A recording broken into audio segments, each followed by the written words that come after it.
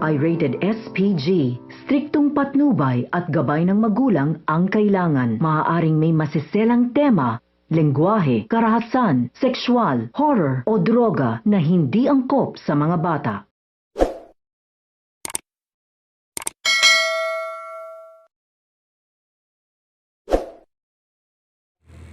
Na-impress nga ang music producer kay Jenny, kaya hiningi ang address ni Jenny kay Nit dahil gagawan niya umano ng paraan para makapasok ito.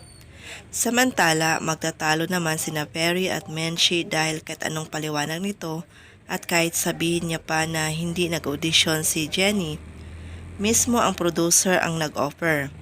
Pagkakataon na umano ang lumalapit. Pero ayon kay Menchie, siya lang umano ang nakakalam kung ano ang nararapat sa anak niya. Kaya tumahimik na lang si Perry. Sasabihan naman ni Jenny ang ina na sasamahan ito sa seminar ng kanyang dream business. Narinig naman ito ni Perry. Sinabihan si Menchie na mabuti pa daw ang anak niya. Suportado siya sa kanyang mga pangarap. Siya lang daw ang iniisip nito, kahit nakalimutan na ang kanyang pangarap sa pagganta. Araw na nga ng seminar sa bagong negosyo ni Menchie, ngunit walang matao sa venue. May nagsabi na uwi na lang umano sila. Pero ayon kay Jenny, may gagawin umano siya. Kakanta nga si Jenny para may mga taong pupunta. Ito na kaya ang daan para suportahan na ni Menchie ang anak sa kanyang pangarap sa pagganta?